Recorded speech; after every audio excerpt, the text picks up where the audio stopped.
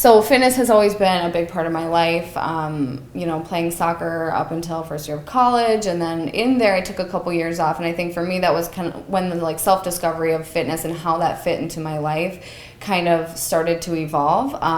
I dealt with lots of different things that women deal with, definitely self-image and eating disorders of certain kinds. And really, it wasn't until I remember this day in class, I was probably a sophomore at this time, and I was sitting in, I can't even remember, I think it was like speech class or something, and I had gotten called down to my guidance counselor's office, and I never went down to my guidance counselor's office. I wasn't really like that kind of student, so I was like, what's going on? And when I walked into the room, there was a long table, and there were like 8 of my friends sitting around the table, and I felt a little bit shocked. I felt a little bit like bombarded. And they sat me down, and they kind of went through how much they were worried about me, and how they had kind of seen habits of mine play a significant role in my own physical health. And I had lost a significant amount of weight, and I really, really struggled with, I was that person that and I never thought I would be that. I struggled big time with trying to find, I wasn't playing soccer, and now what was going to be my physical outlet. And I kind of just let it all go, and I'm a control freak. So it was like anything that I could find to like control. And for me, that was my food. So I cut it back. I cut it back just like a lot of women do. And I started, my mom kind of paid attention. So she would help us like get our lunches together as we're running out the door. And I would just like shove mine in my locker, and like there would be sandwiches from, weeks ago just packed into my locker. And it was a really, really, a big time of darkness and sadness for me, because I didn't know what to do, and I didn't have that outlet of how to see myself and my body for what it was. And so when I had this group of my friends sitting there telling me, we're worried about you, there was a part of me that really hated that. I hated being that person that was like the center of attention, that they were worried about, because I felt like I was in control. I had everything down. I didn't need people to sit me down and talk to me. I knew what I was doing, and I really couldn't see from an outside perspective like what I was doing to my body. And I think a lot of women struggle with that, and that was something I kind of learned along the way. And it was a hard discovery process, and really for me it started to turn around. I mean, that was a long months of watching my mom cry and watching like my family struggle with me on this whole like finding balance and what am I supposed to do. And I was planning on going on a mission trip to Guatemala my junior year of high school, and my mom pretty much sat me down and said, listen, like if you can't get this under control, then you can't go. I can't trust that you're going to be in a foreign country and be able to sustain yourself and be in the right mindset and be there for the right reasons and everything. And that, I was furious when she said that. I was so mad, and I really it took me a while to kind of adjust to that. Yeah, and grasp what she was really saying, but it was really a slow recovery process. I remember going to doctor's offices and having, the pamphlets of this is the treatment centers that you're going to have to go to if it comes to this point. And again, being a control freak, I didn't want that help, and maybe that's a part of what, pushed me to get outside of that process and that mindset. But once I really realized what I was doing, and it's not like you just flip a switch and like, okay, I'm cured, I feel better, right. Like now I'm gonna go on my fitness journey and it's gonna be great. It is something that you deal with, because you transitioned from that and you found fitness kind of through exercise videos and stuff. Yes. You kind of almost molded that into another unhealthy habit, because it became obsessive. Running 10 miles a day and still doing exercise videos. So there was still that control and that imbalance that you were still working on. Yes, so. And I think it's something for women, and many women have dealt with this before. Like, I don't know if you ever really can say you wiped your hands of it and you never deal with it again. I think you learn how to manage it, and you learn the triggers for yourself, and it's really personal. And I think, I started to pick up on what those triggers were for me. And really, you know, as time progressed, I fluctuated so far back and forth with weight because I had shot my metabolism, and not knowing a whole lot about that, I didn't really understand why it was going to be so hard for me to find balance, because I really shot the other way then and gained a lot of weight, and then had to figure out where that came into play. And that was a tough process, because I was really frustrated, and I was thinking, like, I'm doing something good for myself and I'm trying to get better, but yet I'm not going in the direction that I want to go in. And but it was just really consistency and a lot of support. I had a really good support system, like my friends being there and really calling me out.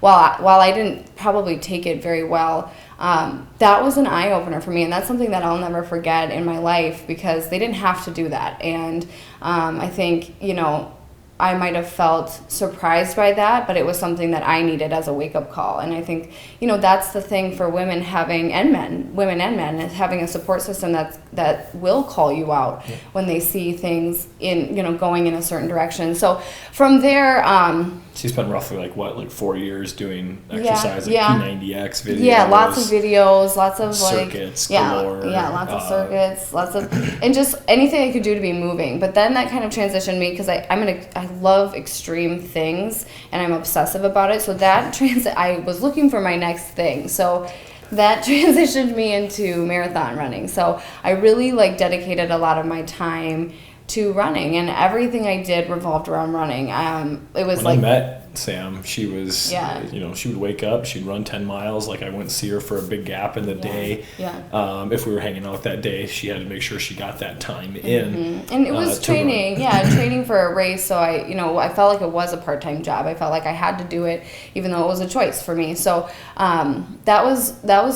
it was a good testing time in my life. I think I really realized what running meant to me, and I think for mental recovery, it was a really good thing. What I had to learn was how to kind of pull back and balance that, because as I went along and I had run a couple marathons, my body kind of started to reject that, and my knees started to go and my hips started to go, and that recovering as quickly as and I wasn't doing it in a smart way either. I had no weight training experience aside from light video work, which isn't bad in any sense, but it wasn't enough to sustain what I was doing to my body. And so I got to the point where I was just I don't even know what to do anymore. I couldn't.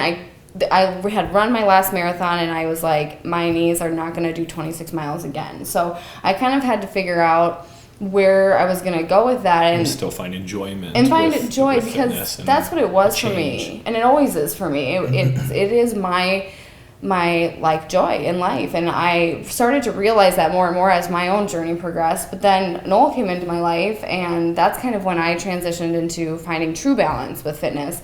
And maybe you could say now it's not as balanced because we're immersed in it every single day, but in that time in my life, Noel we were going to get married, or we were about to get married. Just about to get married. I think it was somewhere around June or July. Yeah. It might have been just before we got married. Yes. Sam came to me, and she was, wanting some change. And I was going through exercise science program at Augsburg College, and kind of got excited. I was like, well, I've been immersed in fitness for quite a while. It was my background in the military a little bit. And so I was like, this would be a good, I'll write her a program. We'll see what she thinks of it. And she said it was 2 weeks. I gave you a month. I was like, hey, I'll give you this time. If I hate it, I'm never going to do it again. And I was, skeptical, just like any other woman is skeptical about lifting and being in the gym. I don't want to be that bulky woman. I don't want to have that body image. I am afraid of this. I'm afraid of that. And I was like, fine, because I was at the end of my rope. I had a little bit of knowledge. I can't say that it was a ton. I basically wrote her a bro workout. And I had a little education behind it, so that it wasn't I knew that I wasn't writing her a powerlifting, program or anything. I gave her something that I thought she would like, and she didn't it took her a while to even respond to it. She still had the mentality to kind of move, 100% all the time without any breaks and stuff. So it took me a while to kind of, get her to figure out that rest periods and breaks are okay for, what you have in mind for goals and stuff. It was hard. That part was a hard transition, because I was used to beating my body up, just like a lot of people are. I was used to, by the time my runs were done or whatever I was doing was done, I felt physically, mentally exhausted. There was nothing more I could give. I'm done. And I'm not saying that you don't feel that in a certain sense when you're doing, you're lifting or doing what you love, but it's it's also energizing. It's different. Yeah, it's very different. You don't feel like I can't give to anybody now. And I think that was what I missed, is like I would exhaust myself so much that like I didn't have anything left to give into relationships. I wasn't working for, you know, other people or serving other people, and because I was tired, I was exhausted. And so when Noel kind of introduced me into this like new world, it like opened up all these different possibilities for me. It's just like tapping into a new book, you know, just kind of figuring out basically a whole new realm of something you're not even aware of. And so, it took you, you were pretty quick to pick up on it. You just kind of immersed yourself in that lifestyle, and trying to learn as quickly as possible. You were doing hair at the time. Right. So you were doing hair for 3 years. 3 years. And then I had been dead set on moving, like from the moment we kind of met out west. It was set on California. We realized quickly that wasn't a possibility with cost of living. So we found Arizona, and Arizona was kind of a blessing in disguise for, I think, Sam and I both. We were only out there for a year, but I worked full time, and Sam left doing hair when we moved to Arizona. So she was really able to try and figure out what her next steps were in life. And that's a nice way of putting it. I had a little bit of a mental breakdown. I kind of shut down for a while, and you liked doing hair, but it was taxing on your body. You started to feel like sore and exhausted at the end of the day, and you just felt like that wasn't your vocation, your calling. So. And I think I took the move. I was really resistant to moving, but I knew like if Noel didn't do that, he would really regret not doing it. And I didn't want to be the thing in his life that was like, oh, if we only would have done that. So I was like, okay, let's do it. But I did not embrace that change very well. I went in thinking this is my time to try something different, something that I like, whatever that may be. This is our time to get on a similar schedule, so we're not, on opposite times of the day and everything. But once I got there, I felt lonely and sad, and I couldn't figure it out. I couldn't figure out where I was supposed to go. We didn't have money. We were pretty tight. We didn't have much when we moved to Arizona. We hit a couple of rough patches with nearly losing our dog and medical bills and things like that. Just started to catch up to us all at once, and so we didn't want to do much. And I think that was a part of the struggle for us, maybe together too, was that we didn't have the resources, which was good, and I think that was the blessing for us. And you say that all the time, the less you have, the more you learn, and you do learn a lot. And I think we learned a lot about each other within that time, and he supported me very well within that time, because I big time struggled. I really did. It was tough. We struggled just finding a job, trying to figure out what our purpose was. And I think it was, I'll say it was me, but I was like, what are you passionate about? And you're 100% passionate about fitness. You kind of already started to kind of work on an Instagram account, kind of just trying to encourage other women with your story and where you started. And I think it was also I had been on, social media and listening to other people and listening to people in the industry, and I had a hard time finding women who related to you. Yeah. Well, and I'm sure there were, and I just didn't see it. So I was like, hey, maybe I can offer something good in this industry. And I know that there are other great women out there too, and I just didn't find them at the time. But I think we were just seeing a lot of over sexualized Instagram and stuff. And, especially as a married couple who has a Christian background, we're like, we want to put a good message out there, something a little bit different than and honestly, just what we were seeing. It was just kind of all saturated with the same stuff. And men and women too. The industry in and of itself is saturated with that, and it doesn't have to be. And there is good things about social media. I think that's kind of what led us to the route. We found people, like Julian Smith. Lean Machine. Sammy Bossert, when people by their Instagram name. But it kind of set you in the right direction of kind of the tone that you wanted to do, and I think it was then that was the inspiration. You started to feel like fitness was what you were supposed to. We didn't have any money to go get a certification, and it was my parents that basically came in and were like, if this is something you're 100% passionate, we'll pay for some education for you to go get a cert, so you can do They are really the reason that I was able to do it, because like we said, we didn't, that was a part of the reason I think, we both maybe felt so stuck, and me in particular was because we didn't have that. I wasn't like going to go out and just spend money on getting a cert because we didn't have the money to do that. And so it was really when Noel's parents stepped in and they're like, listen, if you want to do this, we will help you do this, but just do it. And Noel was kind of the same way too. He's like, for goodness sakes, like you talk about it long enough, like it's time to just go and do it and stop worrying about it and just do it. And once I kind of just like let go of feeling bad about not having our own resources to do it and being okay with letting somebody help me, it really changed the perspective. And that's when, you know, I was able to go get my NASM cert. Noel has his exercise science degree, so he really helped me along the way in that. And because there's a lot, you know, when you're studying for certification that, you know, doesn't come with it. There's not hands-on practice necessarily. So having somebody that I could talk with throughout my entire time of studying and getting ready for the exam and then getting my cert was really, really helpful. Even though, like, I don't know. It was life-changing. Yeah, it was definitely life-changing. Once you had that, it was like, okay, now you can apply that, go use it. And it was like, after you got that, she was taking feelers out. She would go to informational interviews at gyms and stuff. And I was like, great, we're going to get a job. And then all of a sudden she was like, I'll do online training first. And I was like, start putting feelers out there to start, kind of helping out people with their own exercise science or exercise programs and stuff.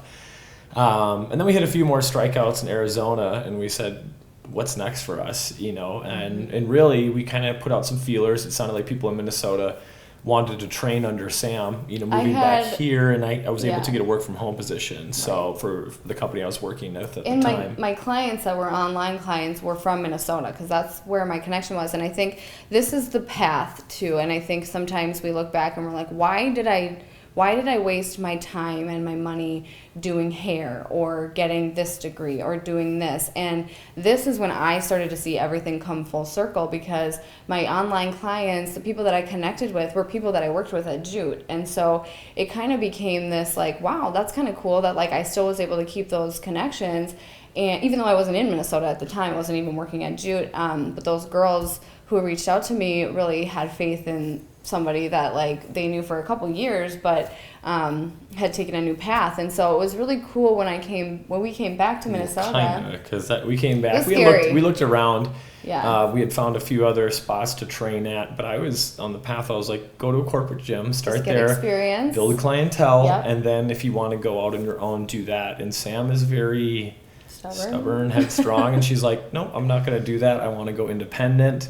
I don't want to pay anybody else somebody to take a portion of those fees away. And not only that, I wanted to have my own time with my clients. I didn't want a 25 in your own training style. In my own training style, I didn't want to have a 25-minute session with clients. I didn't know. I wanted to be able to really invest in the people that I was with, because I know that that's what I would have wanted, and that's what Noel did to me. So for me, and so that was like, I know when I said that to Noel, he was like, okay, we'll do that. At this point, she had been without a job for like a year. Well, you had to have 2 jobs in Arizona. Kind of, for short periods of time.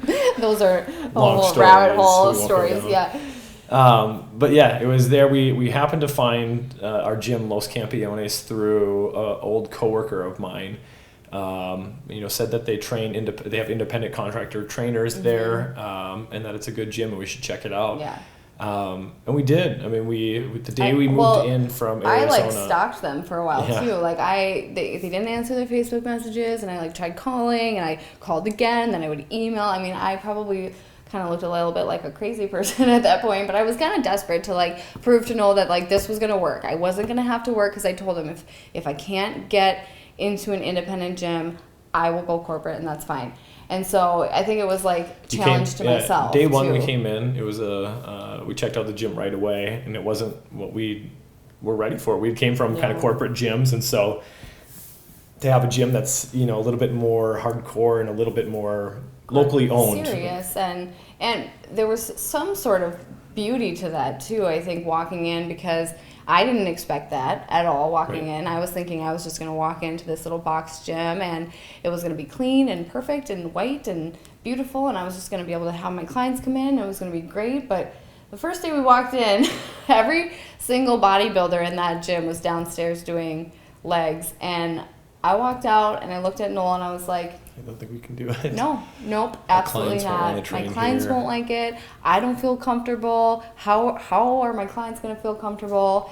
And Noel looked at me and he was like, no, you have to go back again. We'll go back, then tomorrow we'll try it again. And it was a totally different, we went in the morning. And we had a great day 2, and none of that was back since. But that first time. None of that was bad. Like it wasn't. It was just scary for me. It was new and change, and it was a good environment to be in. A different one that there's so much education and knowledge behind this gym, and our friends and almost family now. The education we picked up, but. Los was at first. We moved back. Sam had a meeting with the owner at Los. And he asked her straight up, he's like, okay, well, how many clients do you have? And Sam had to straight up. It's like probably like 10. It would probably be 10 people, probably, hopefully, maybe. Hopefully. And we had 0 crossed. at the time. We just have some verbal maybes and hopefully it would work out. So January 1st will be like our first kind of kickoff. And we were very, very blessed to come out with the clientele that we had from the get-go. I had people that I value very much to this day for really creating Sweeney Fitness, and we would not be able to do what we did without those people, honestly. Sure. They were the life changers for us when we stepped into that gym. And so was Los, it continues to be, because I always say this to Noel, but I could have gone 2 different ways in this industry. We both could have. And I really credit being at Los to pointing me in a different direction. In particular.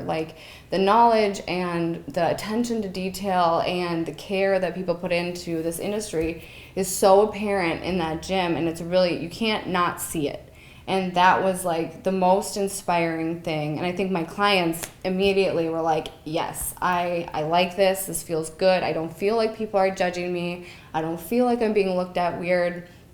Everybody's doing their own thing. And it was a godsend, really, because I didn't expect it to go that way. I thought it was going to be this horrible, people are going to not come in. They're going to show up for their consult and they're not going to come back. And we definitely had that experience too. I've had one of those, which was fine. That's completely understandable. I think just our own clientele really embraced Los, and Los really made Sweeney Fitness. Los and our clientele really made Sweeney Fitness what it is today, and we're very grateful for that.